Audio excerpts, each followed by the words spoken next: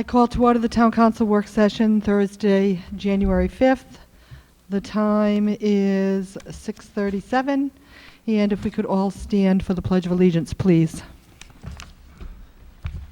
I pledge allegiance to the flag of the United States of America and to the republic for which it stands, one nation, under God, indivisible, with liberty and justice for all.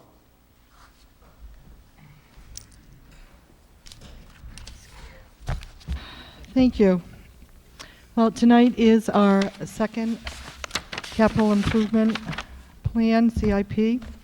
And tonight's agenda is Capital Improvement Program 2012-2013 to 2017-18, and its long-term financial program Open Space, Parks and Recreation, and then long-term financial program Fair Share Development Fees. We had our first session last night, and we're going to continue, and then I believe is it the 10th or the 11th, we have a joint with the school committee. It is 11th. January 11th. So at this point, I'm going to turn it over to Mr. Steve Alford. I'd ask everybody to, we'll be starting on page 31 of the program descriptions. The first project that we'll discuss is the Open Space Acquisition Program. This program has been a component of the Capital Improvement Program since 1999. That was the first time that the council directed the development of a program which would provide for the use of bonding capital as well as third-party revenues where possible. It also was a time when the council agreed to be able to work in conjunction with the Community Partnership for Preservation, which includes the Town of South Kingstown, the Land Trust of South Kingstown, Narrow River Land Trust, Champlain Foundation, Nature Conservancy, DEM, and Federal Fish and Wildlife. That group continues to meet on a monthly basis, reviewing open space ideas and open space acquisition potential. They look at not only the purchase of fee simple land, but also the acquisition of development rights.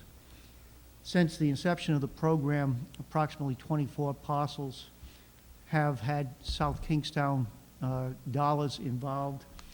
During that time, 1,489 acres have been preserved either in fee simple or with development rights acquisition. The program, as presented on page 33, provides the following information. One is we're forecasting real estate conveyance tax proceeds of $1.5 million over the next 6 years. The estimate is approximately $250,000 a year would be coming forward from that program.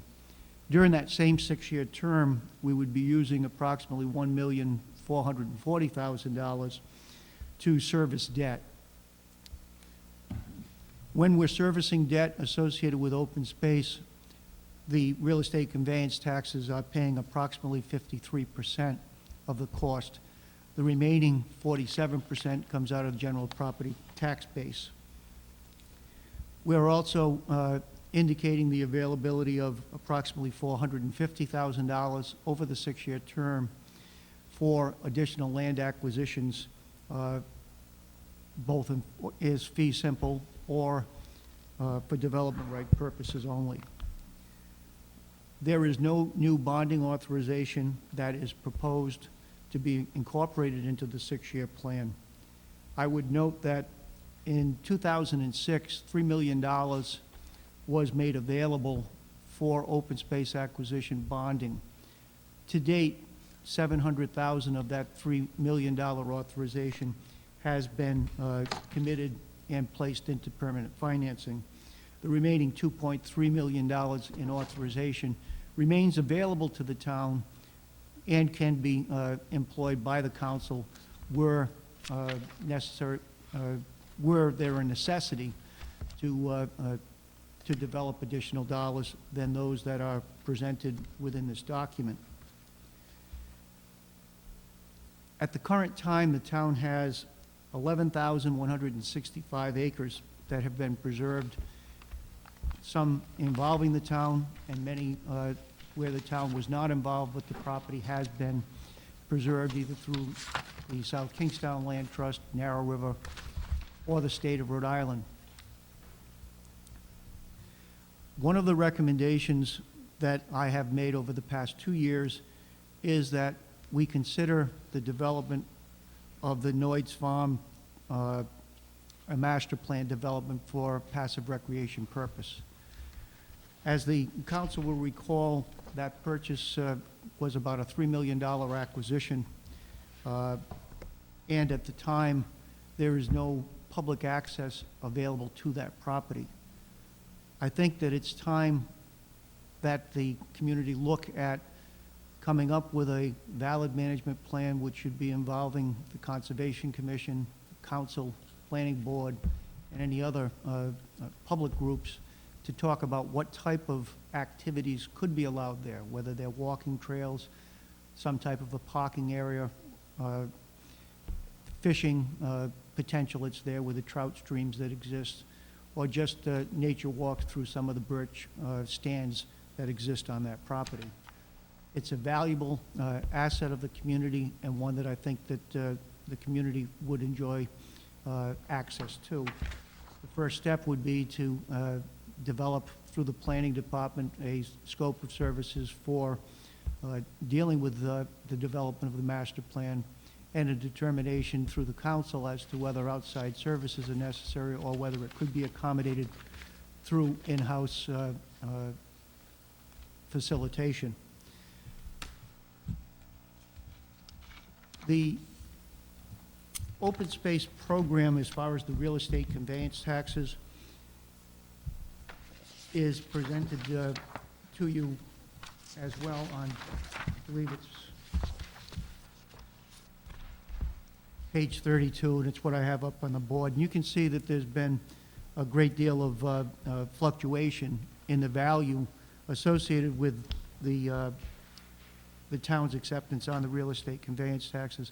Let me just also mention how real estate conveyance taxes work in South Kingstown. In 1998, there was a real estate conveyance transfer tax of 50 cents per thousand. That was changed in 1998 to $2.20 per thousand.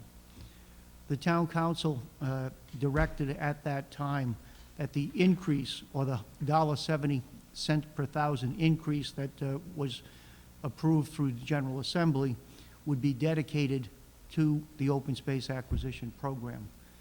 So we're looking at $1.70 per thousand in sales based on the recordings that go through the town clerk's office that go directly to the open space reserve fund. The original 50 cents, or the pre-1998 50 cents, stays as a general fund revenue. For that purpose, that's why we looked at being able to create $6 million in bonding that at the same time is looking at over 50% of it being paid for through the real estate conveyance tax. Two maps that I would show to you. This is a map showing the projected, the protected open space as of July of 2011. It's a color coding from each of the different organizations that have ownership or control of the development rights on each of the parcels that are identified.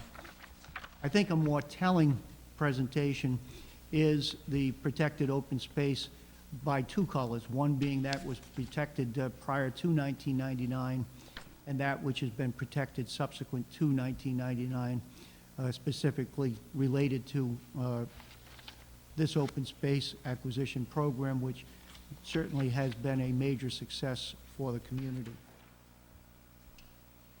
If there's no questions, we can move on.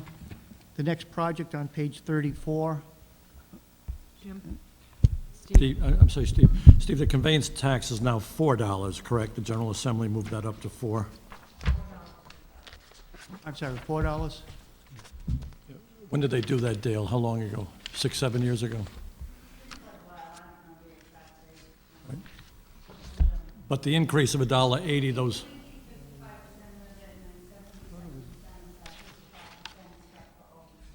right, oh, yeah, I understand that.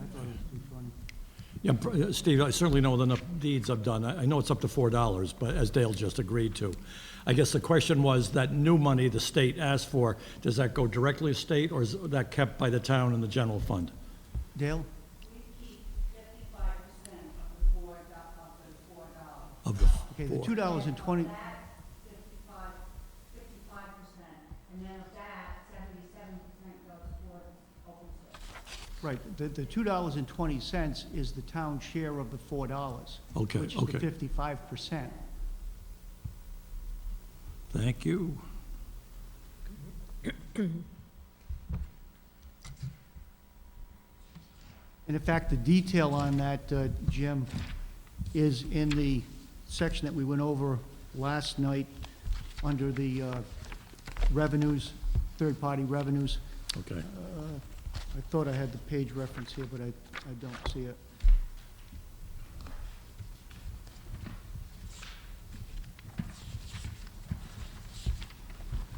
Anyway, the point is, the town has kept the $2.20.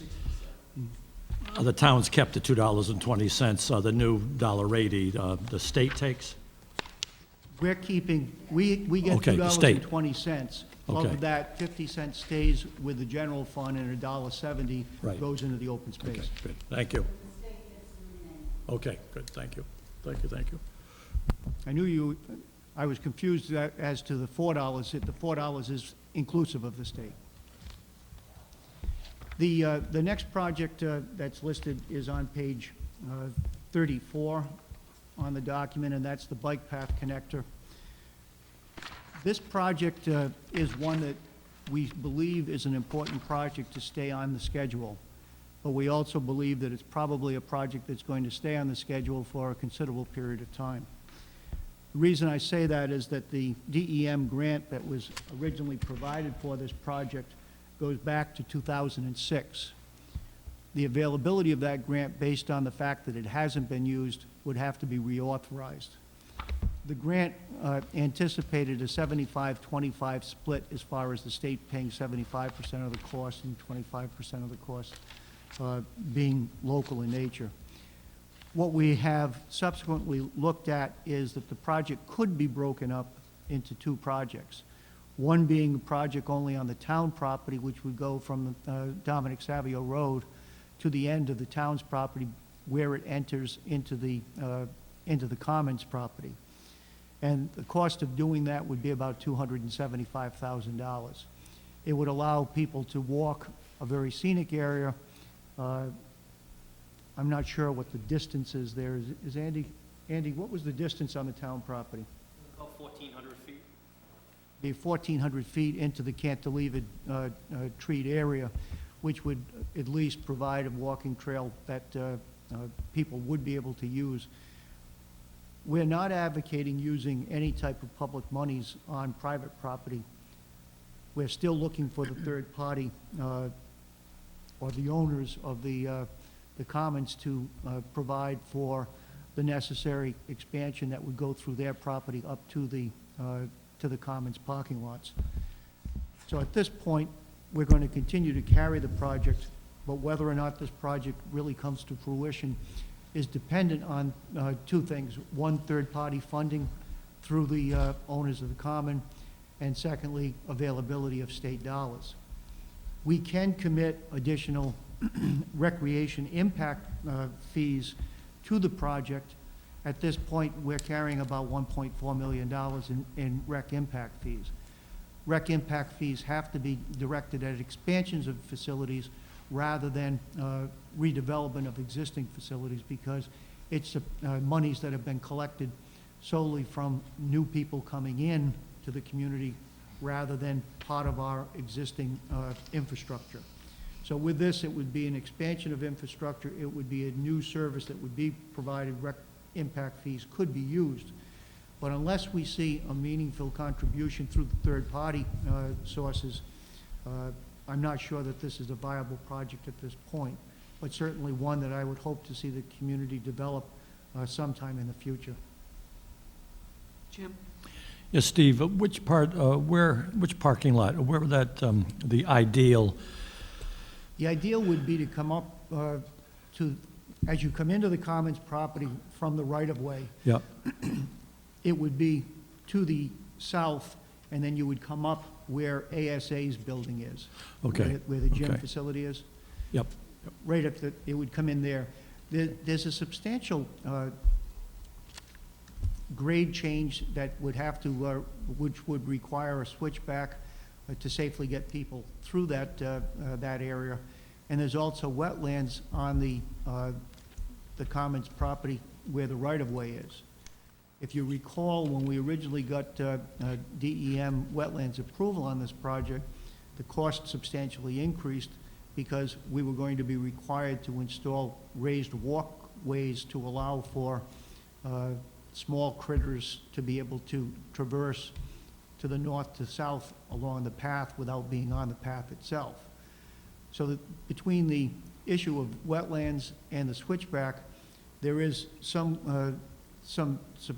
substantial cost associated with the Commons property. Yet at the same time, that type of an interconnect would allow for off-street traffic from Old Mountain Field all the way to the Commons. It also would provide a scenic walkway for the senior center or for those people enjoying the uses of the recreation fields. It would also provide direct access from that right-of-way to the Broad Rock School. So it's an important project, but it's one that we cannot really get our arms around at this point unless we see the participation through the third party. when you say small critters, are you talking concrete, circular culverts, or or there has to be some What they would natural do is material? It would be, they would be putting piping under the Right. boardwalk to allow for wildlife movement under that boardwalk area.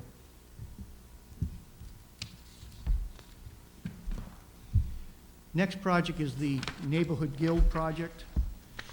Couple of things on this. This is also a project that's been on the boards for several years, and we've held off on the project as we have with all the bonding. You know, it's important for us. This is the type of project we could have put out independently as $1 million project. But the problem is I don't want to see us selling bonds of $1 million. We need to, if we're going to sell multiple bonds, it's cheaper for us from an administrative cost in dealing with the rating agencies as well as the legal counsels that are necessary to have good-sized bond issues rather than to have these small ones, because the costs are the same on $1 million as they would be on a $5 million. But the good news is that the existing debt on the 1996 bond for this project will be paid off in the 14-15 year. This would mean that if we sold this new bond in May of 2015, first-year debt service would not occur until the 15-16 year. So it would allow really no bump in the road as far as double payments being required. This is not something that would come out of the property tax base. The new bond that would be sold would have all debt service covered through the Guild's reinvested income account. Reinvested income is monies that are put into the account based on excess investment earnings coming from the Guild Trust Fund. So if the Guild Trust Funds were to raise $500,000 in a year and we only used $400,000, the $100,000 that was excess would go into reinvested income. Reinvested income would continue to be invested, but we have seeded that money to be used for capital related projects. When you see the Guild budget, you'll see the debt service, which is equal to the transfer from the reinvested income. We also have usually about a $7,000 capital budget line item within the Guild budget. That also is a transfer from reinvested income. There has been a change in the management on the trust funds themselves. we're not seeing, I think, a great deal of money that's available to go into the reinvested income. Reinvested income right now stands at about $544,000. That's in that account at this point. That's also detailed on page 66, if you're looking for that revenue information. Moving on to the Community Recreation Center on pages 36 and 37. We continue, just as we did with the project as far as the bike path to the Commons. We're carrying this project forward. It's delayed another year. And again, we're looking at the project being delayed at this point out to the 2017 year. It's still identified as a major enhancement in terms of providing necessary services where to be able to provide indoor recreation space. But the project needs to be delayed until we see major changes within our local economy. The main concern isn't the cost of the debt service being paid for. My main concern with this project is what the operations cost would be associated with the operation of this size facility. The facility is projected to be about 24,000 square feet. We've had master plans completed on that, preliminary master plans. Siting on the Dominic Savio property would allow, at a later time, a second building of equal size to be constructed alongside of that building were the community to need it at some time in the future. Questions have been raised as to whether you would have a gymnasium and the potential need for an ice rink or a second gymnasium. Does this provide relief to the high school rather than using the gymnasium at the high school, which is outdated and much smaller? All of these questions are something that we don't need to answer at this point as long as the council continues to support this as a community objective. It would not be probably until the 2016 year that we would be looking at this project where we would earnestly begin the planning process for this type of a development. If you recall, when we bought the 13.5 acres 2 years ago now from the bishop, we also agreed to allow the diocese through the Catholic schools in town to be able to construct a soccer hockey field. And they have requested at this point that we extend the term in which they were supposed to put that field into play. We've certainly said to them, we're not in a position to be able to provide the parking that would be necessary for that. And I've agreed that to have a lease amendment corrected so that it would allow them to move forward with their project at a later date that's unspecified. I think that's best for both the diocese as well as for the community based on the timing delays with this project at this time. One of the concerns that we have is that operationally, I am not in favor of seeing some type of a revenue stream based on user fees. I think that there will have to be some type of user fees, but the use of user fees at a municipal facility means that income is going to be directly related to the availability or perceived availability for the use of that facility. I'm uncomfortable with that, and hopefully we would be able to look at what the operational cost would be and incorporate that into our recreation programs without having to see major costs associated with the use of that facility. So at this point, we're not going to go into any level of detail on the project, but rather to say that we think that it needs to stay in the capital improvement program and be identified by the council as a community project, even though the project is in the outer years of the 6-year plan, and has continued to be. I remember when we first started this project consideration, and it was before we had land available for it. I think we go back now, what, Alan, 7 years, 8 years? Yeah, at least 8 years. Probably 8 years. One of the things that we see in the census data is that we're seeing less and less children in the community, which may offset some of the demand. Unfortunately, while we may be seeing less children in the community, what we're also seeing is a multiplicity of new sports that are requiring indoor service. So it's not a case where there's going to be less people to use it, but rather multiple users that are going to be looking for that type of space. We move on. Next project that we've identified is Marina Park improvements. And we're showing a major change here from what we have in past years. And that is directly related to U.S. Fish and Wildlife and DEM making available a major grant preliminarily to the town for improvements at Marina Park. The grant would be, Andy, help me on this, is it 50/50? 75-25. 75-25 as far as the federal to the municipal money.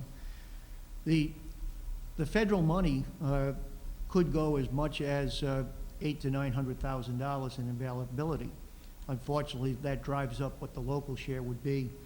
And I'm also concerned that some of the changes that could occur would create far greater non-residential use demand in the future. One of the suggestions was redeveloping the second water right-of-way, which really has not been used for many years, as an access to the pond. The project, as we envision it in the budget document, would be to provide for reconstruction of the primary boat ramp, as well as to expand the dock that exists there, and to really do a major upgrade of the two parking lots. Both of those parking lots are in substandard condition at this time, and so too is the boat ramp itself. There also could be dollars that could be expended to provide for greater boat access to the facilities there, where there would be a landing available at the town dock for transients. We've prepared it and presented it in the budget because we think that if those dollars are available with a 25% match, that a scoping of the project can be completed sometime over the next several months and be back to the council on a more firm plan. But again, one of the concerns I have is that we're committing about $55,000 in impact fees here. We've got to be very careful to ensure that the impact fees are for expansions of existing service rather than renovation of existing service levels. There really are no other funding sources within the community outside of general property taxation on the pay-as-you-go budget component. We are looking at, in the 14 and 15 year, about $15,000 each year being made available to be able to accomplish the $530,000 program that we're showing in the budget document at this time. But again, this is in its formative stage. We do think that that Marina Park is a jewel for the community and could be better managed from a physical enhancement perspective.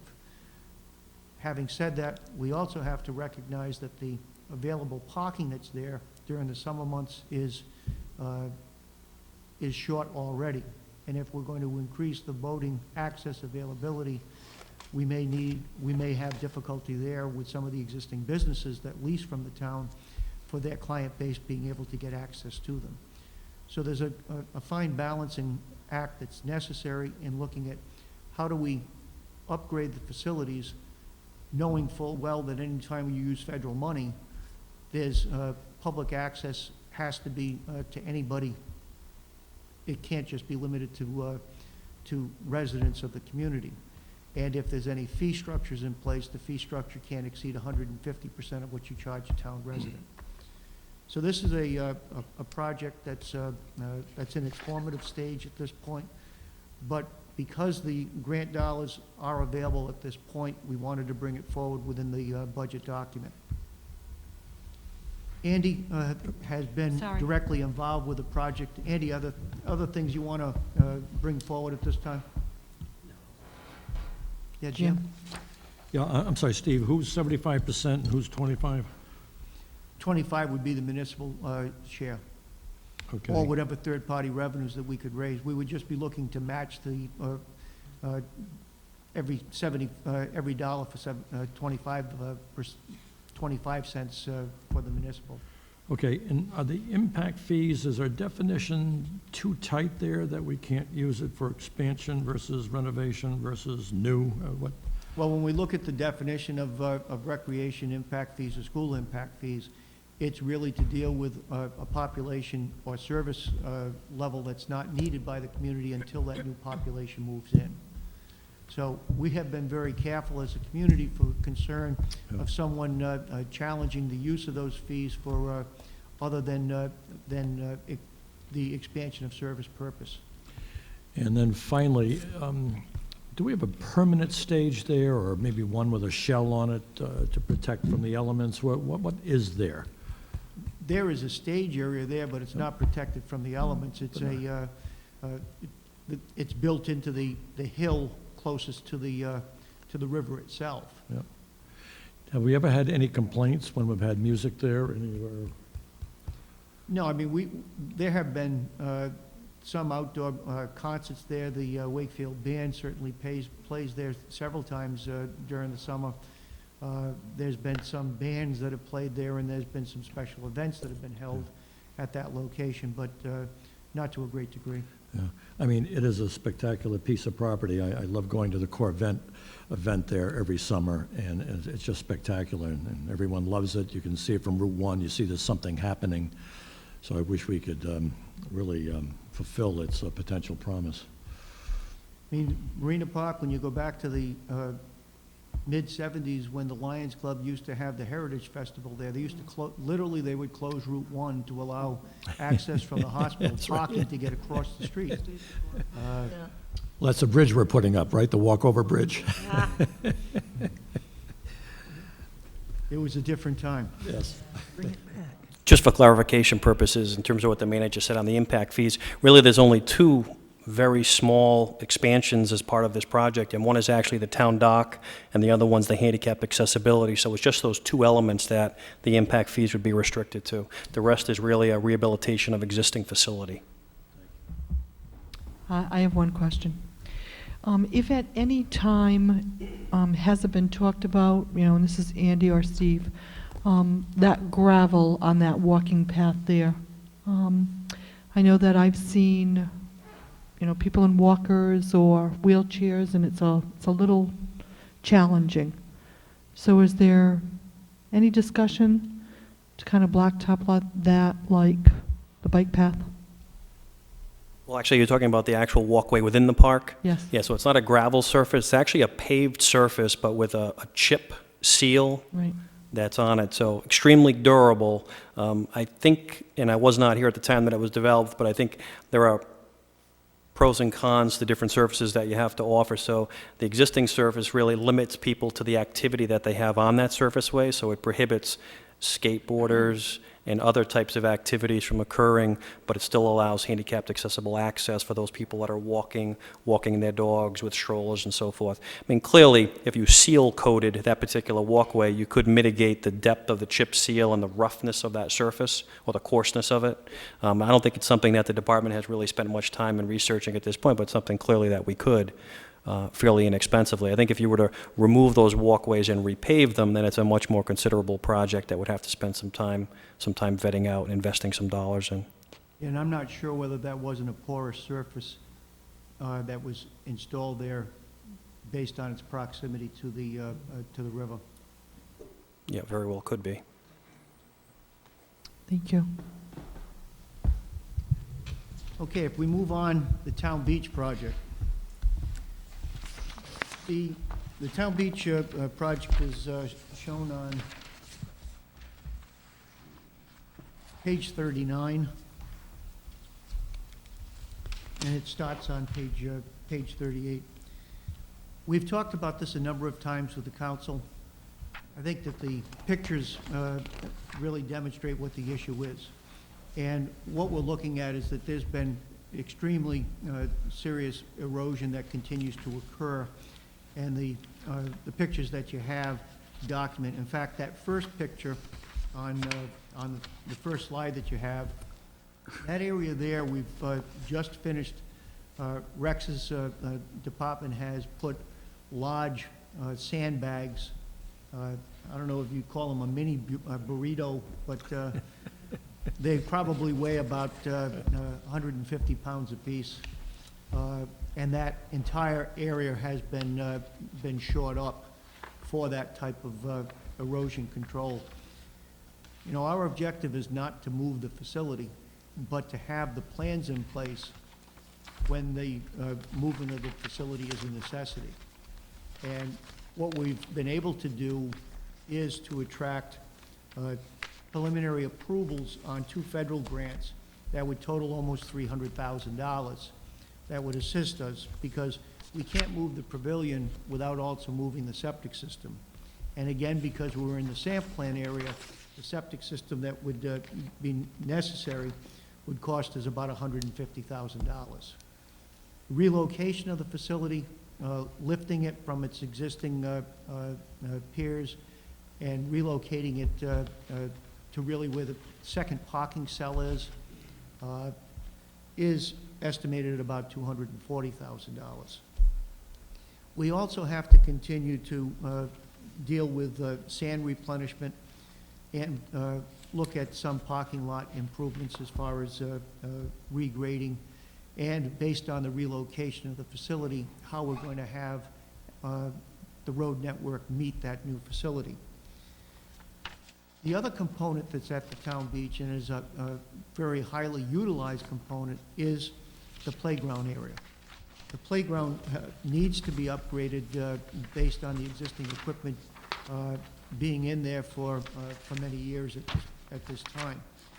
So what we're looking at is to be able to deal with the sand replenishment, the parking lot improvements, as well as the relocation. We would hope to get the engineering plans in place during the 12-13 year, and then be able to get final approval with the federal grants. And if that's the case, then start looking at a target date for when the relocation would occur. Obviously, the time of construction, we would want to either do it in the fall or in the spring, so that we would not be interfering with the beach season. But until we get to a point where we've got confirmation on the federal dollars, as well as have the proper engineering in place for the site location and the coastal approvals on that, you know, this will continue to be a moving target. Terry's been instrumental in terms of dealing with the project and the federal grants. Terry, is there anything that I'm missing as far as what we need to know on this?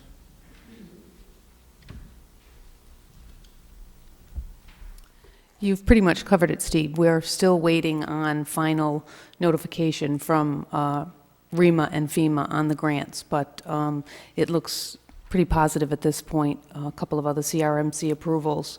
Essentially, though, it's the relocation of the entire pavilion and the septic in order to save it, which is about half the cost of building a new structure.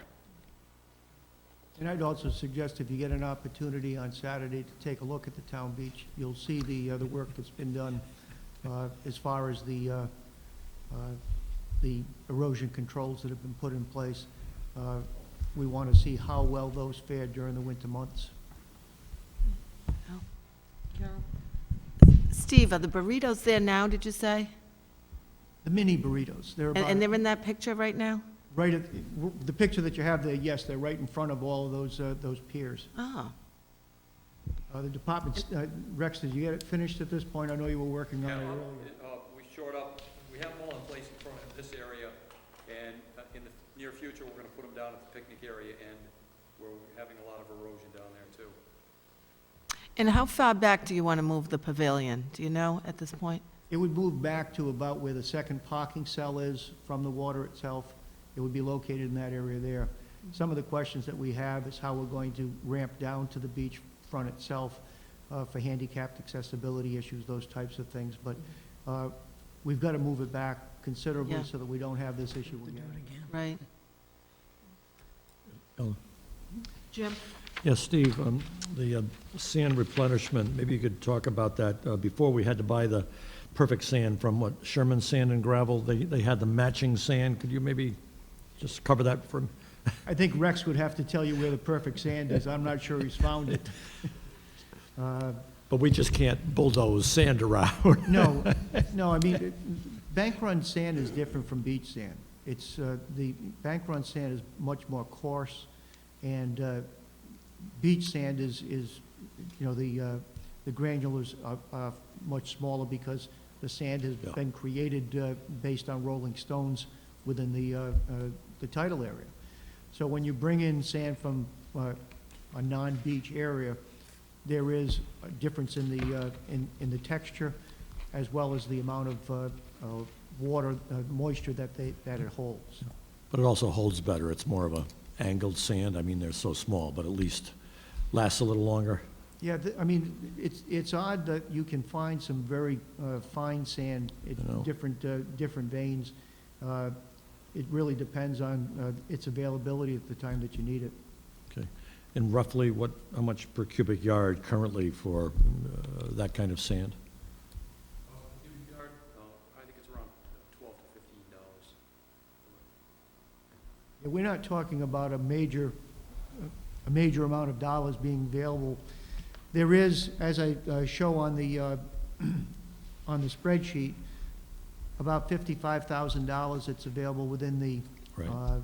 reserve fund at this point. And, you know, we can add to that as we go forward, and we spend from that based on what Mother Nature gives us in the springtime. Steve, has there been any discussion with receiving any sand when Charlestown's breachway gets dredged? No, there hasn't been, there was discussion with the town of North Kingstown as well as with Charleston. The problem with sand relocation is the transportation cost associated with it. So at this point, correct me if I'm wrong, we don't have any plans as far as sand coming from any other site. Okay, thank you. Remember when Charleston had the original dredging project done, that dredging project did not transport the sand. It was taken and deposited on the ocean so that it would roll down the ocean itself, and would the currents carried it toward the Moonstone and Green Hill Beach and the town beach. And the same thing happened with the dredging materials that were blown in from the Harbor of Refuge, where we had all of the debris that came in with the sand itself. But that's the only way we've seen any appreciable amount of sand brought in, which is really just through the ocean current. Right. I know that was mentioned, I think, at one of the CRMC joint meetings that we had here. And then attending some of the Washington County Regional Planning meetings, there was, you know, some discussion, who wants that sand when the breachway is dredged? Yeah, in So- both cases, Coastal's looking for somebody to, with their permit, to be able to use the sand, because they really can't approve the project unless there's a project that shows where the materials are going to go. And the town's looking for it for the same purpose. The question is, at what cost would the transport be? Certainly, we don't have the equipment in-house to be able to transport that type of volume. You would have to be hiring, 40 otters to do that type of transport. And the problem is the storage of those materials, if you're not using all of it at the same time. Right. Thank you. You know, one of the last times that we brought sand into the beach, it took an artist on the dozer to be able to shape that beach so that we didn't lose the sand. And that's an important component of the sand placement, is a lot of people think you can just push the sand and it's going to stay there. If it's not properly sloped, you're going to lose the sand to the sea before the second storm is over. Next project, we're going to turn our attention to the seniors program. Seniors program, we're looking at using dollars within the Elderly Services Fund itself to be able to continue to do the upgrades that are necessary. I've broken out the project into three components, one being the senior facility itself, the second being the annex, which is really the old barn that had been the Tetros Center, and third is the bond improvements which we use for storage.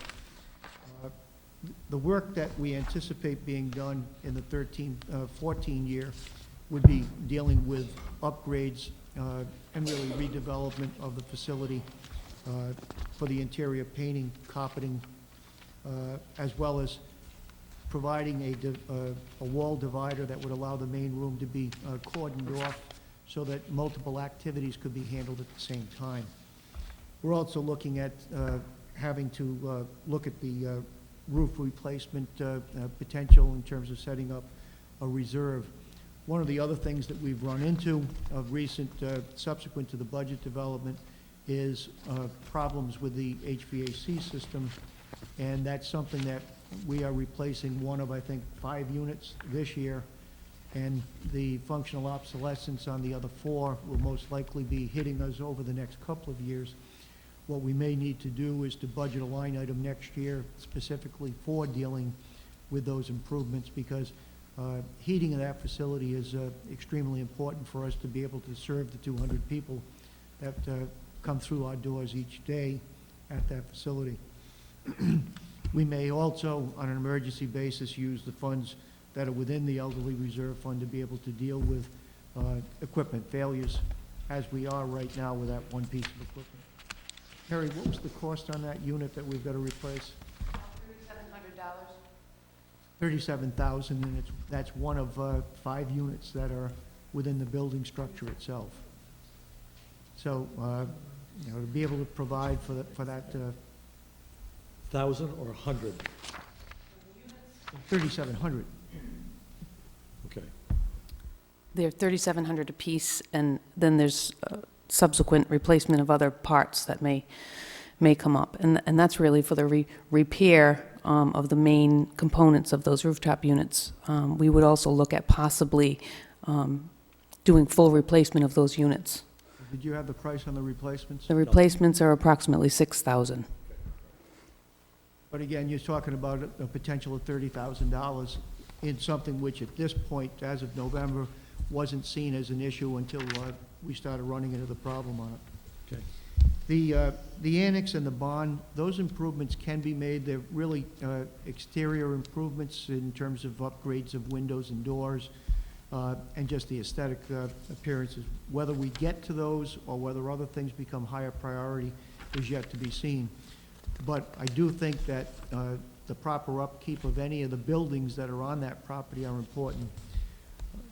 Candidly, one of my concerns with the senior campus is that if it's there, it will be used, and if it's used, it then becomes something that needs to be enhanced. When we originally moved into the main building, we weren't using the annex. Then the annex became used for various purposes, whether it was the knitting club, the sewing club, or food pantry. And each of those buildings have taken on their own identity. Any improvements that we make that are going to create additional utilization are going to expand what the cost of the operating program is associated with our programs as well. So we've got to be careful, but at the same time, that campus, we need to have the exterior of those buildings improved. And if we have to heat the buildings as we do with the annex, we've got to do the energy efficiency improvements that are warranted. If there's no questions, we'll move on to the Parks and Rec programming, and that's going to take you to page 89.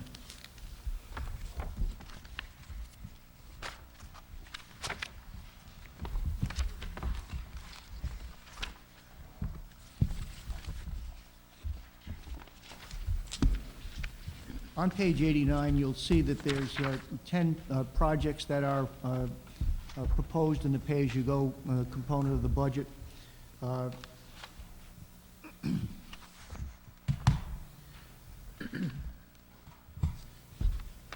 First is the Russo Park basketball resurfacing.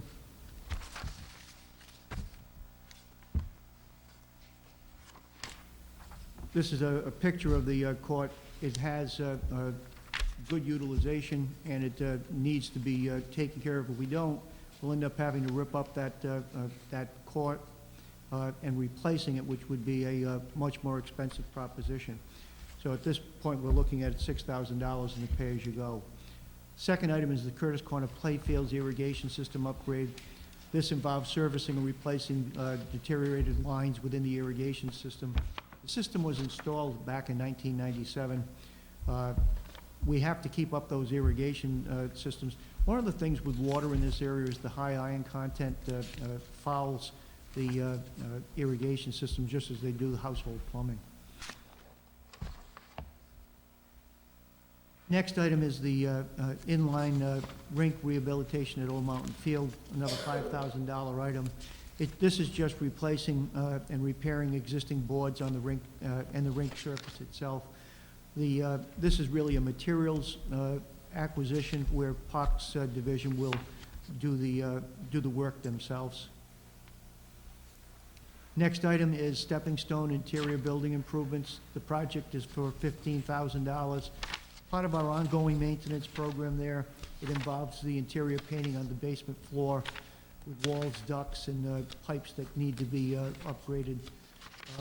The picture shows you some of the piping as well as the painting that needs to be done at the facility.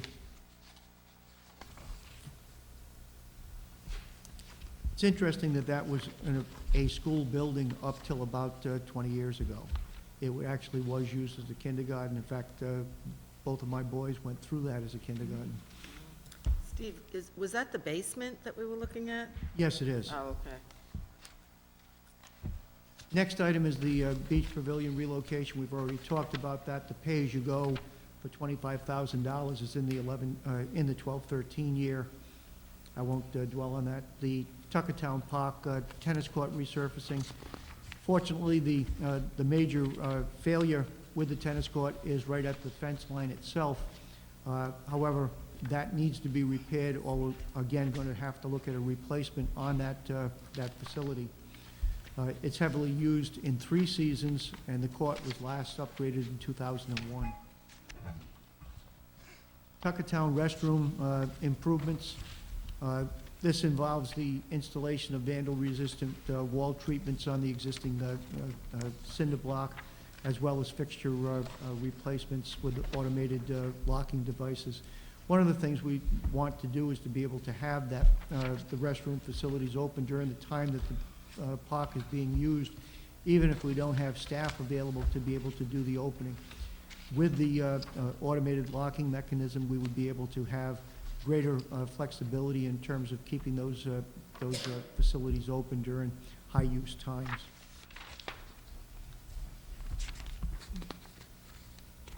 The West Kingston Playground upgrade for $15,000. This would be replacement one of the 2 play structures. It's amazing to think that West Kingston's been in place for 19 years. But what we are looking at is, with all of our playground apparatus, Rex's division's responsible for reviewing it on really a weekly basis and being able to do the necessary repairs if there's any type of damages. As the equipment gets older and older, the concern is to make sure that it's a safe surface, because when people go to a playground, they believe that that it is ready for use. Sometimes there's vandalism that occurs, and while the equipment is kept in good repair, after 20 years of use, it's going to need to be replaced. West Kingston restrooms, similar to what we had at Tuckertown. It's the replacement on the fixtures as well as the locking mechanisms. Most of that work will be completed in-house. Irrigation at West Kingston, same as the situation that we had at Curtis Corner. Park and recreation equipment acquisitions, 5 pieces of equipment. Are there any questions on any of that? I just wanted to ask about the irrigation system upgrade at Curtis Corner Middle School, the field. Weren't we just talking about replacing the grass there that was going to be less injuries or something? Didn't we just talk about that like a few We meetings just, ago? the council just authorized the extension of the contract for the agronomic consultation and supplies. The fields that we're referring to are the baseball field, the softball field, the field hockey field. The photo you see is a picture of the football field with the irrigation, Okay. the sprinkler systems on. But the upper fields are the ones that are in need of the repair. One of the ball fields is not operational at this time, but Yeah, I good was just gonna catch. That's- suggest yeah, that that we was the football coincide field in the fixing photo. this with the new grass that we were talking about. Yeah, no, the football field, actually, all of the irrigation has been repaired, actually, just this year. So that one's in good shape, but it's the Okay. upper fields that need further repair. And Terry, how about the restrooms over at Old Mountain? How are they these days? We've got funding in the capital budget already for restroom improvements at Old Mountain, and we're looking to be able to put that out to bid within the next 6 months in order to do some repair on that. Yeah, those restrooms also are in need of Yeah, they are. upgrade. Okay, thank you. You're welcome. All right, if we're on to page 92, as far as the equipment acquisitions, oops, 5 items are recommended this year. First item is the infield machine, and this would replace a 2007 Toro, which has a limited lifespan that the vehicle's used to upgrade and prepare the ball fields and to ensure level and safe playing areas. Again, we need to make sure that our fields meet proper safety standards. It certainly reduces our liability as we go forward if somebody's injured on the property. The second item is the multi-purpose tractor. That's a $30,000 program cost. It would be funded over a 2-year period. It's a replacement on a 1992 John Deere tractor, which has really met its useful life. That equipment's used day to day as far as for park and field maintenance as well as on the bike path. We also use that for any of the special projects that the department is responsible for. Third item is the 12-foot mower replacement. That's one where we've got to replace the unit that was last acquired in 2004. This is one of the workhorses of being able to maintain all of the turf areas that we have at the various parks. It's important to note that we need to make sure our equipment is in tip-top condition, because if the equipment goes down, we're also seeing down labor time. And that's an expensive component. The other thing is that if we don't have the equipment in place and we fall behind on the schedule, we then have to schedule overtime on weekend hours to be able to catch up. So it's important for us to have the necessary equipment. The department does an excellent job on maintenance of the equipment, but once this stuff's been around for several years, it does need to be replaced. We're also looking to replace one of the, I think there's 4 trailers that the department uses for transporting the different equipment that they have from site to site.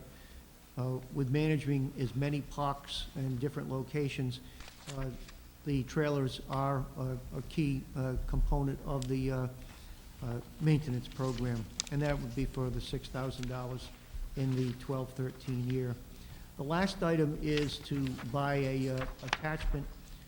I think everybody has seen the Parks Department blowing leaves, and blowing leaves a second time, and a third time at the same location. This type of equipment would give us the ability to be able to deal not just with leaves, but with sand and debris, deal with sidewalks, bike paths, and it would be a component that would fit on the toolcat that was purchased during the 2011 year. Jim? Steve, do we vacuum any leaves? Do we take them off-site, or we just pile them in the woods, blow them in the woods? What do we do with all our leaves? A little bit of both, actually. Areas where we can just pull them into the woods, we do, and in other areas where it's not convenient for us to do that, we have a vacuum, we vacuum them into a truck and then take them to one of the compost. All right, that's good to hear. Steve, while we're on this, back to Brousseau Park for a minute. Do we allow street hockey on either the basketball or the tennis courts? What are the rules or regs there?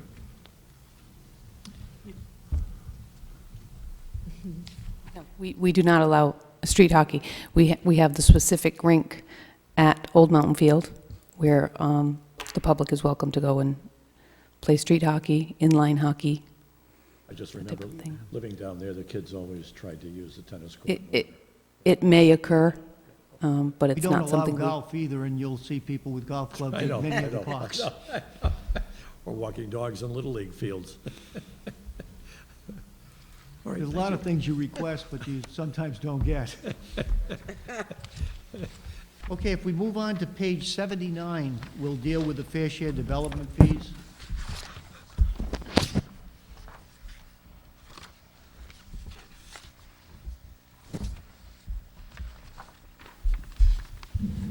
I think everybody's familiar with the program. In fact, we've talked about them over the past session as well as last night.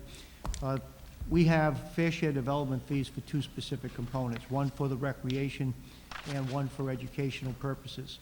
The educational fair share fee provides limited reimbursement on capital costs associated with the development of new school facilities. The same holds true on the open space, conservation, park, and recreation land fees that are established. The fee requirements are set to be presented on an annual basis through the capital budget within the zoning ordinance. The methodology has not changed as far as the educational fair share is concerned.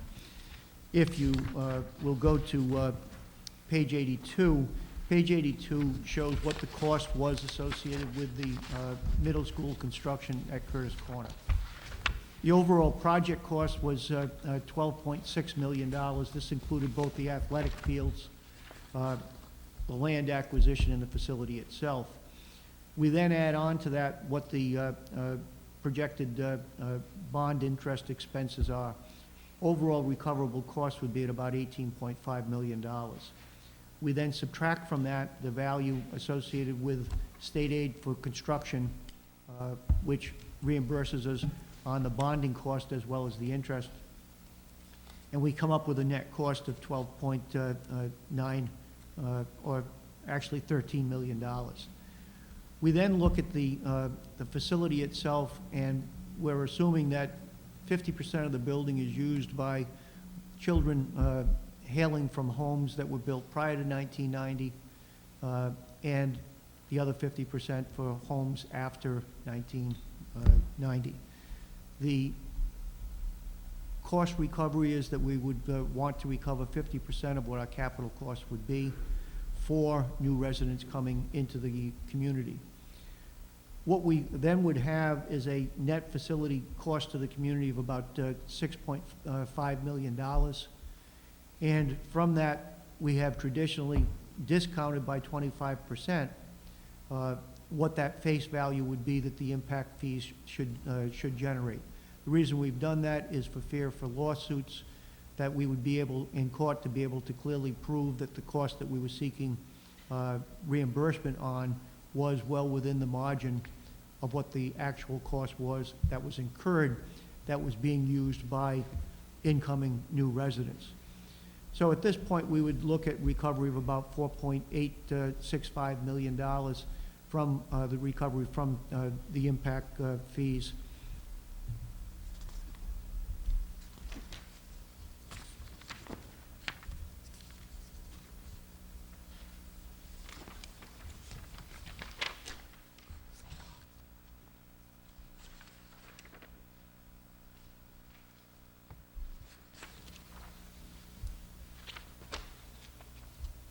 On the next slide, what we show is the methodology that we've employed to come up with the impact fee. Again, what we're looking at is that there's 600, the school is set up as a 600-seat school. We look at 50% of the resident population in homes prior to 1990.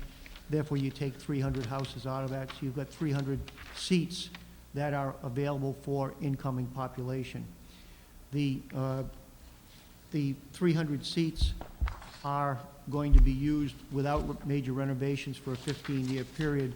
So essentially, you've got 300 seats times 15 years or 4,500 units. Each individual student would be there for 3 years, so you divide the 4,500 by the 3 years, and you end up with 1,500 potential students that would be coming through that, and you divide that 1,500 into the 4,865,000, and it comes out to the $3,244 fee. That is unchanged from the current year's fee. Moving to the next page, and still staying on page 83, we would look at normal households of 3 bedrooms paying the full weight of the fee at the $3,244. We would look at 2-bedroom or less units would be at 50% of that fee, so they would pay $1,622. And if we were looking at accessory apartments or multi-housing units that were 1 bedroom in nature, they would be looking at a 75% discount on the full house value at $811. Since the inception of this program in 2001, we've collected $2,574,000, or I should say we're estimating we'll collect $2,574,991 as of June 30th, 2012.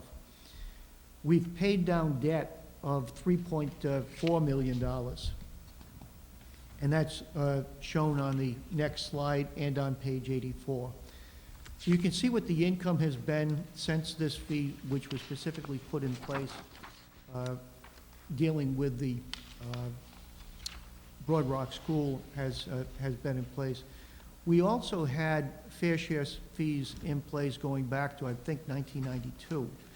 And that's why we've been able to use $3.4 million to pay down debt service, while we've only collected $2.6 million roughly through the 11-12 year. So the education fair share fees have been very important to us, but we've also seen a major decline in the value of that revenue source over the past 5 years, where we were at one point collecting over $500,000 in the 2003-2004 year, and being able to commit $400,000 a year to pay down debt. We're now at a point where we're anticipating in 11-12 $70,000, and we're only taking $70,000 in income. At this point, there's about $65,000 that is projected to be available in the Education Fair Share Reserve Fund at the close of the 2012 year. So you can see we're going to have to limit the amount of money that comes into the general fund to pay down debt to roughly the amount that we anticipate receiving for the year. We had the luxury in past years to be able to have higher dollar amounts, but over the past 5 years, we've gone from 400 down to 200 to 100 to 80, and then now down to 70,000 in the current year, the 11-12 year. I don't expect to see any major change in that in the development of the 12-13 year budget as well. Steve, yes, Steve, what's the $700,000 bump in 2000-2001? What was that? No, that was the payment that was made. In other words, we had first-year debt service. As we were incorporating that into the debt schedule, we took $700,000 out of the reserve fund for the education fair share fees and used that as a general fund revenue to pay down that debt service cost in that first year. Thank you. Recreation fair share fees.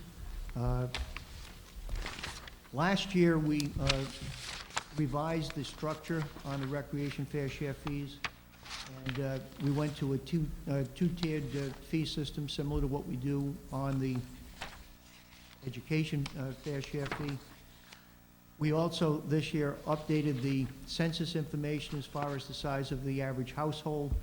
Average household size changed between the 2000 and 2010 census, where the estimate went from 2.56 in the year 2000 up to 2.6. And on persons living in households with 2 bedrooms or less, went from 0.92 up to 1.95. So we incorporated those new numbers within our schedule. We used $105,000 per acre value on municipal parklands, and this is directed through the zoning ordinance, where we ask the assessor on an annual basis to give us an estimated value on a per acre. And we consider, based on the zoning ordinance, that the price per acre should be compared to vacant lots of 10,000 square feet that are sold over the past year. We went from 110 down to 105 this year. We incorporated the new persons per unit calculations from the new census. And shown on page 85, we show the formula itself. You've got $105,000 multiplied by 10.5, which is the 10.5 acres. That works out to, and then you divide that by 1,000 persons. Then you multiply that times the 2.6, and that is what the household recreation fair share fee would be. So it's forecast at $2,867, down $91 from what it was established in July of 2011. On the two-bedroom, again, we're using the 105,000, the same acreage requirements per 1,000 residents, and we're looking at a fee of $2,150 or $68 below what the current recreation fee is.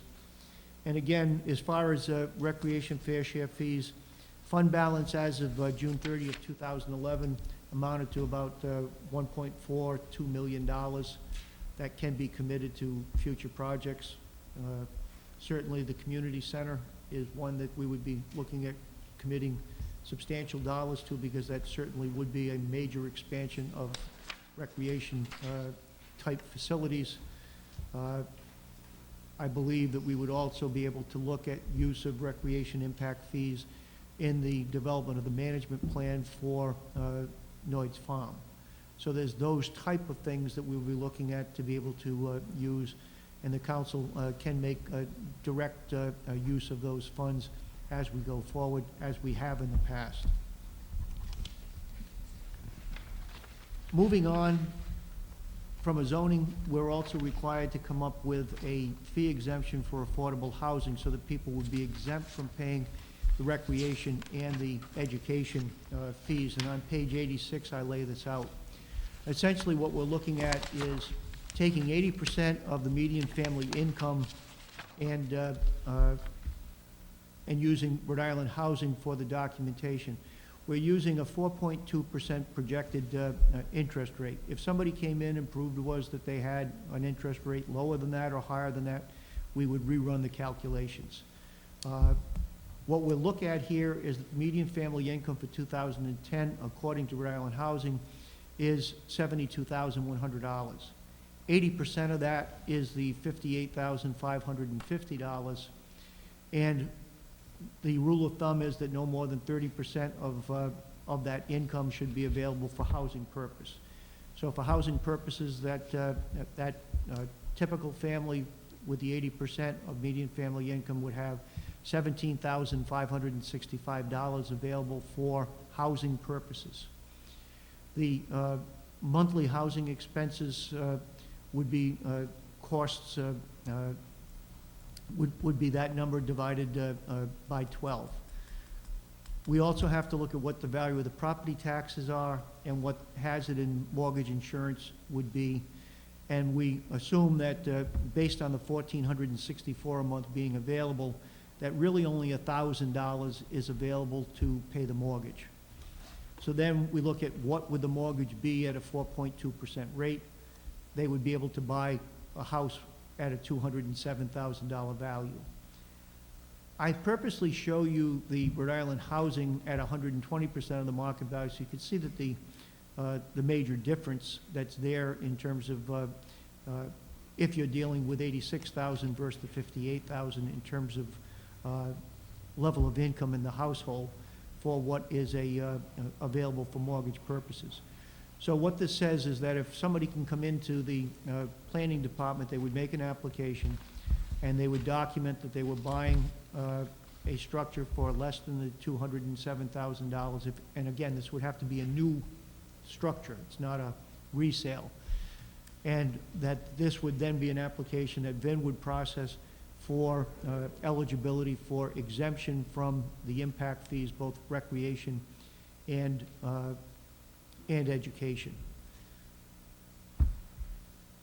So we back into the number for what a 30-year mortgage payment would be, and if you have a 4% interest, a 4.2% interest rate, your mortgage over 30 years on $207,000 would be $1,012.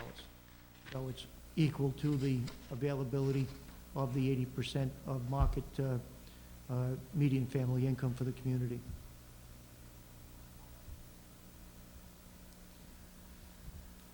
Once we've established what the housing value is at the 207, that would be the break point for the application that would be processed through planning and eventually approved through the manager's office. We would then be required under the zoning ordinance to look at inclusionary zoning and off-site extractions.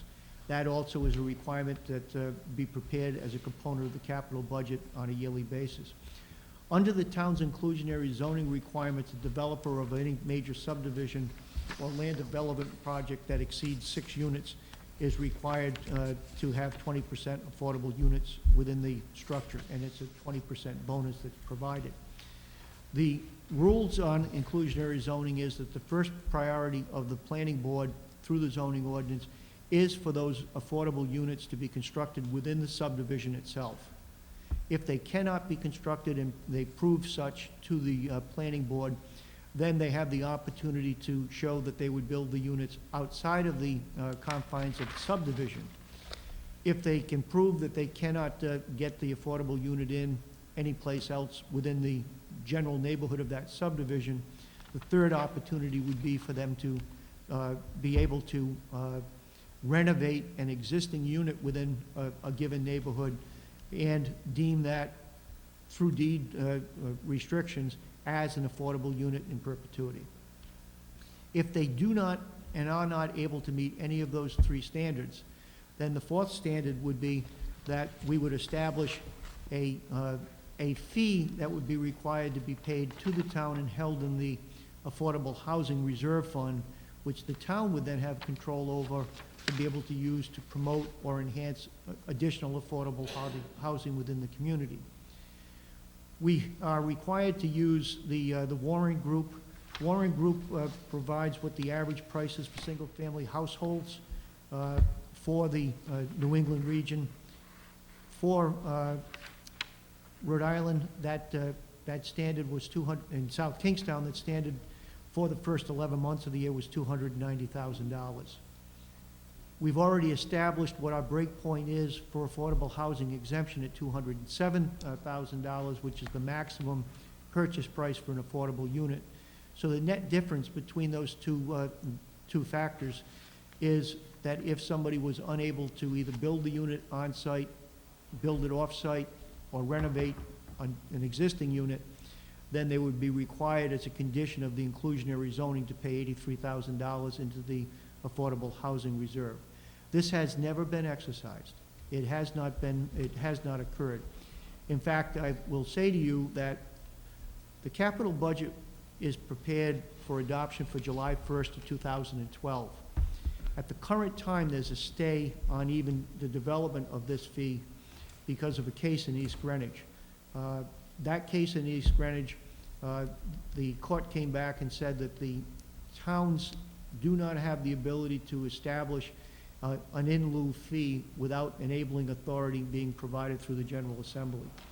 It's my understanding that the General Assembly will be seeing legislation prepared for consideration. If that is adopted during the session of the General Assembly, this component of the capital budget, this component of the inclusionary zoning would be able to go into effect. But if we received an application today, which is unlikely because we have no one who's going through that process at this point, it would not be able to be processed in accord with the town's zoning ordinance and capital budget at this time.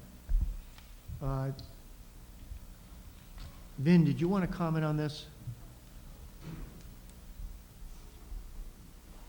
Briefly, that court case was a state Supreme Court case. It was North End Realty versus Thomas Matos, who's the finance director in East Greenwich, et al. And recently, the council may recall receiving some correspondence from the Affordable Housing Collaborative and urging the leadership of the Senate and the House to provide a legislative fix for this matter. The East Greenwich case, they had a pretty exorbitant fee. I think it was $200,000 per unit that was paid before any construction could ensue. So it was structured very differently than the approach the town, South Kingstown, has taken. And the court, ultimately said it was a laudable goal and a tool to be utilized for the production of affordable housing. However, similar to the impact fees that the manager was discussing earlier, it needed a specific enabling legislation to proceed. So it's my understanding that statewide planning, Rhode Island Housing, and all the housing advocates, among others, are seeking to submit legislation in the coming session, or in the session just started, to provide the remedy, because there are quite a number of communities in the state that have adopted this as a component tool to produce affordable housing at the urging of Rhode Island Housing, statewide planning, and actually in approved plans, ours as well. So, we should see some activity in this area. And our legal counsel had advised that, we maintain the current ordinance in place pending that resolution, hopeful resolution in the session. So. Then how many subdivisions do you have going through now that are in excess of the 6 that would be subject to the inclusion? Not very many. There's one in particular that is out Stone Soup Farm off of South Road that would have a 2-unit requirement. And interestingly enough, he's proposing, and the planning board has been agreeable towards providing 2 of the units as rehabilitated units that the developer also owns in Kingston Village. And also, we've got the Glen at Saugatucket on North Road that's going to produce 2 units under this inclusionary model. And the only other one that comes to mind actively under construction is Brandywine, which is a senior housing product, was a comprehensive permit, but that's going to contain 10 affordable units among the 40 units to be constructed there up on Rose Hill at Mooresfield. My point in asking the question is that we don't see that there would be any likelihood that we would see the in lieu fee requirement come forward over the next 6 months. And I think the way it's structured in the zoning ordinance, it always was the option of last resort after you've exhausted all these other possibilities, because it then puts the town in the business of managing this money, and it's at the discretion of the planning board, not a developer, to say, well, I want to pay the fee, because you'd have to go through the progression to determine all these other options as being not tenable before you would entertain that. And again, it would be town-directed versus the developer making an offer in that regard. So the developer would get the 20%, the incentive of 20% over the basic Right. maximum number of units in exchange for paying this fee. Well, no, that would be, That would be an option. well, it could be an option, but the basic example of inclusionary would be if you had a 10-lot yield plan, Yeah. you could build, the developer could then build 12 units on the site, but 2 of the 12 would have to be affordable. So it tries to maintain a land-neutral model, so to speak. The lot would have to yield out under the existing zoning for 10 units, and then the bonus would be possible. The in lieu aspect recognizes that not all parcels could accommodate extra density, so then you have these other options to be considered. And for example, the Stone Soup Farm development, it was kind of determined that 2 affordable units wouldn't really fit well on the site, given various environmental constraints, the setting, and what have you. So ultimately, the offer was made after a lot of back and forth by the developer to provide 2 of the units in Kingston. But and that's still in the process, but that's a use of this model that fell short of the getting to the fee aspect. I think the main thing that we need to impress is that the planning board's philosophy, as well as the actual wording on the ordinance, is that this is a fee of last resort. So there's no incentive for the developer? The developer would, well, the only way the developer could get to this point is to be able to clearly demonstrate that he or she couldn't meet any of the prior three sets of standards. Right. For either in-site or off-site. Right. So they wouldn't have to have, they wouldn't be providing any affordable housing, they'd be providing the town with the fee. Right, and where my concern with that is that the new subdivisions that are occurring are not, if they're with the inclusionary zoning, are not hurting us as far as an erosion on our percentage of affordable housing units in the community. Because if you have 10 new units, you're getting the 2, so you've got your 20%. If you start having money go into this fund, what we end up seeing is an erosion of the, where we're at about, what, 6% now on affordable units. Just under, yeah. You're going to see that go down. I wanted to ask, how many, what is our percentage of affordable I housing? believe Did you it's say 5.93%. Out of the 10% is the goal of the legislation, so. Yeah, and when are we supposed to reach that 10%? Well, Is there I a mean, limit on it? There's not a specific timetable, and frankly, I think SK has made, pretty decent progress compared to other communities in the state.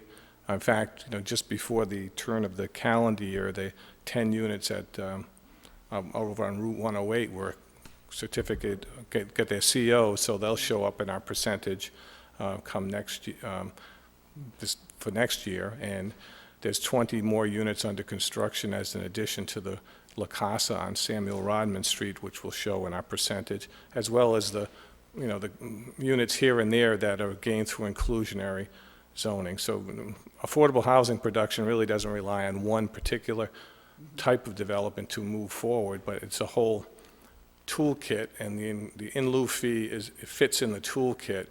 And right now, there's kind of a little glitch in terms of the court case before that becomes active again. And some communities have relied upon that more so than our philosophy to this point has been in that regard. Thanks, sir. Kath? Ben, in regards to La Casa, and you might not be privy to the information, but do they already have a waiting list for that particular facility? I believe they do, actually, but that's Women's Development Corporation is the managing entity for that, but they're adding, there's 50 units there now and 20 under construction, so. Yep, senior, very low income. It's under this HUD Section 202 program, which I think is going the way of the Buffalo as we speak, so. But we've, been good benefits from that, and that I think that's been a positive facility for the community, providing a needed resource, and most definitely in the 20 additional units will help with our percentage going forward, so. I think it's also important to point out what the definition is to be qualified as an affordable unit. There may be units that have rental structures in place that would be deemed affordable, but because the unit isn't certified as being affordable where it has to be held in affordable rent availability or in ownership for a period of time, I think it's 30 years. It's 30 years minimum, yeah. You may have units, in fact, many of the Section 8 scattered housing are not considered affordable housing units because at any time, if the owner of that property were to forfeit the Section 8 subsidy and go into just a formal market rental, even if it was below affordable rates, if it's not guaranteed in deed restrictions for the 30-year period, it can't be considered part of that 6% that we currently have. Yeah. So you have to look at the definitions carefully because there's only a certain grouping of housing that is going to be considered under the state definitions affordable units. And our affordable units are still, isn't it still that 99-year tie-in with that? The units produced under inclusionary model would have that 99 years. Some of the other units can have a lesser time period, but it cannot be less than 30 years under the state definition. Okay. And a lot of that goes toward the federal housing subsidies that come in for the developers to build the facilities over the 30-year term that they would be paying mortgages on it. Then at the end of that, they would have the ability to be able to convert it out of the affordable arena. Jim? Steve or Vin, Section 8, what, South Kingstown, what do we stand in the index for a 1, 2, 3-bedroom home cost? I can't tell you offhand. I'd have to deal with the housing authority as far as getting the number of units. Yeah, speaking from memory, which perhaps not the best thing, but I think it's in the vicinity of 125 Section 8 vouchers that they manage at the housing authority. And those don't count towards they're affordable housing, but they don't count towards our official number because they're essentially could be portable outside the community. Right, but I'm also trying to get the monthly dollar amount that you're allowed to. Oh, in terms of the contract rent? We up $1,200, $1,300 per month? I think, Well, the contract maybe rent more. is 30%. I think I have that with me. People would pay 30% of their income on the Section 8s. The owner of the property would get what fair market value was that's established through HUD. So they establish what the value is for a 2-bedroom or 3-bedroom unit. The individual pays 30% of their income, and the remainder of that is guaranteed by HUD. So through the same Section 8. thing, leases or this ownership? Right. Well, no, the Section 8 is only for rentals. That's what I thought. So I'm just trying to get an idea of what, with our average income, how they figure out a 1-bedroom, 2, 3-bedroom, what is our limit? I'm not sure I've ever seen the data broken out by the number of bedrooms within the units. I think it's just the voucher is for any unit that is inspected and qualified as meeting all of the codes. So it could be any amount of The incentive for bedrooms? the owner is that he's guaranteed payment of the rental regardless of who's in the unit. Right. Yeah, I'm just trying to figure out what the minimum rental is, no matter how many bedrooms. Well, there is what they call a HUD contract rent, which I guess Steve's right about the 30% being what the individual would pay, and I guess HUD would pick the difference up, but there's a ceiling to that. I can get those numbers for the council members. That it's a pretty fair rent. It seems relative to the market. It's really a fair rent, and I've seen it higher than market rate rents out there. That's right. Yeah. Oh, okay. I mean, that's what I'm getting at here. But That's I'll something get Mark those was saying. current numbers through the manager to provide to the council. So. Vin, I just have, Steve, I have one question. With the 10% legislative requirement, have there been any discussions with towns by a certain year that do not meet that requirement? If there any measures going to be taken? Against the towns?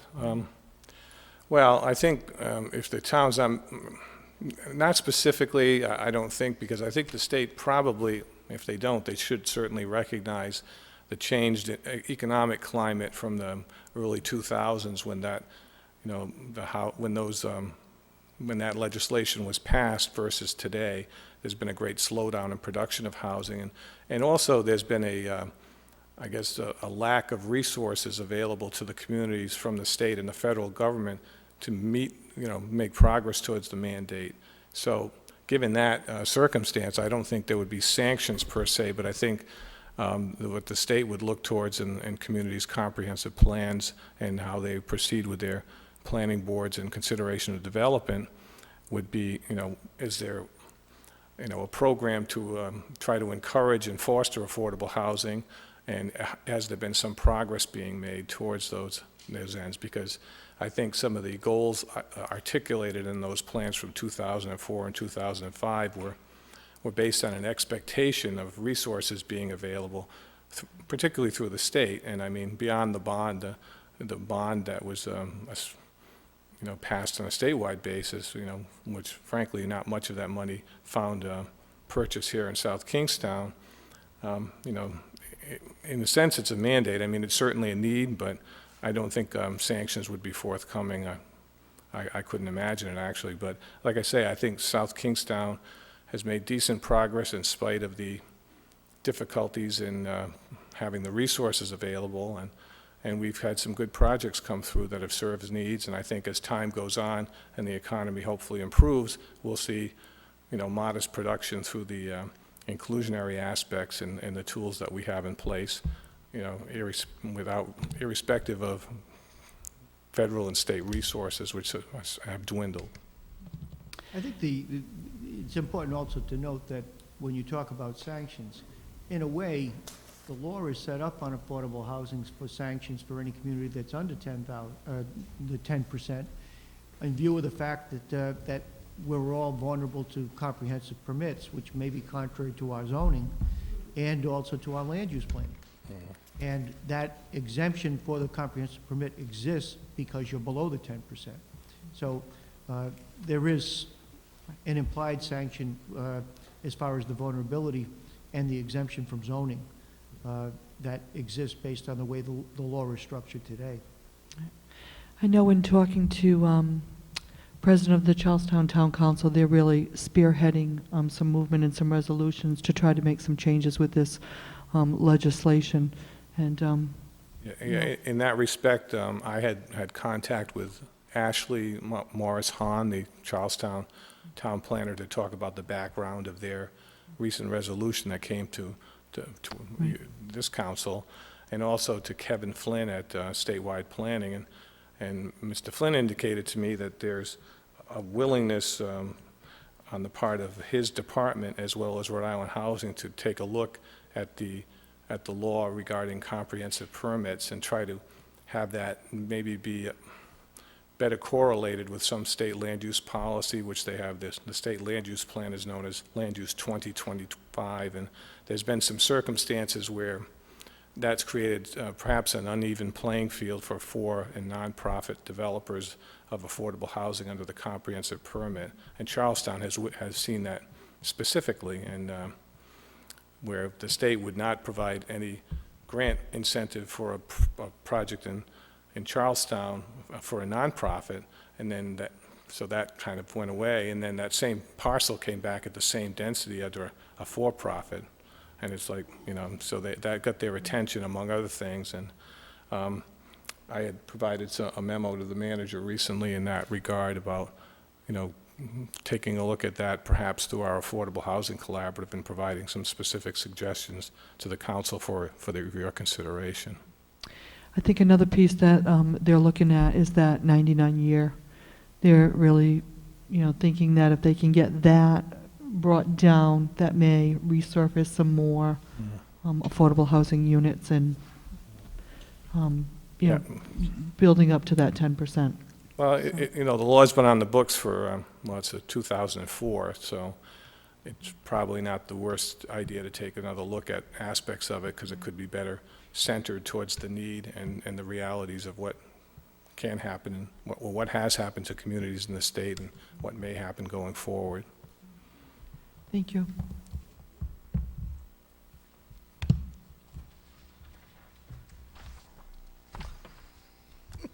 Is that your conclusion? The end. At 8:10. Any comments here at the table? I'm going to take a moment and open comments to anybody in our audience. Comments or questions? Actually, Jim? yes, Steve, back, without going back to the fair housing thing, we used 1990, 50%. Roughly how many new homes since 1990? Are we close to 50%? No, I mean, it was started then because that's when the impact fees were started. So we Okay. were looking forward with it. It wasn't, there was nothing specific about that date, Okay. but I think it was when we first developed the impact fees. The impact fees may have gone back to 89. 87? So it was right around that time, so we used that. As Alan said, Sweet Allen was the first subdivision that went That's through the right, right. impact fees.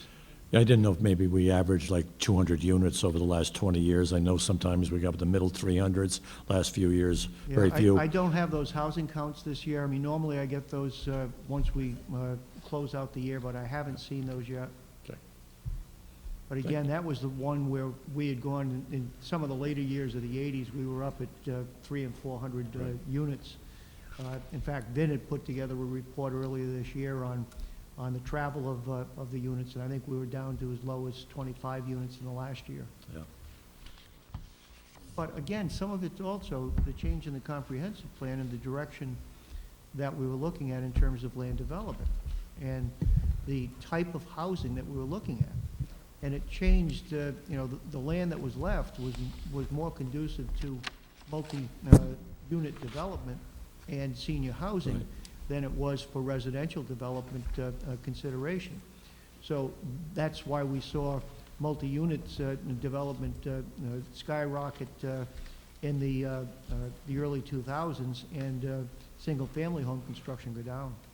And I guess what, the last 3 or 4 years, mainly senior housing over 55? Yeah, when you look at the major subdivisions that we've seen, you're seeing the plus 55 housing as being a dominant share of the market.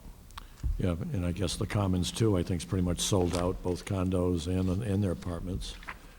You know, the Commons wasn't senior housing. No, but, well, the condo part, I thought, The project next door, Haddad's Wakefield property, Meadows, yep, that is plus 55 housing. okay. And so too was the development on, across from the police station. And there's a lot of units in that development. At this time, again, I just want to thank Stephen Allen and all of our town staff for wonderful planning on behalf of the town and the taxpayers here, and pinpointing, you know, the needs of the community and how it's going to get financed. It's just amazing how this whole piece comes together. I'm particularly excited about the accessibility with the open space. That really was something that I was really happy to see and hear. And just can't speak highly enough for reducing the debt, you know, which will lessen the pressure on the property tax base, as well as all of the improvements being made to our beautiful recreation, you know, parks that we have here in town. So with that, I just want to remind the town council that Matunic beach erosion meeting at Matunic Elementary School at 1 o'clock on Saturday for all those that can attend. We have our regular town council meeting on Monday, January 9th, and then our third capital improvement plan meeting on January 11th with the town council school committee. So any further questions before we adjourn? Seeing none, meeting adjourned. Thank you.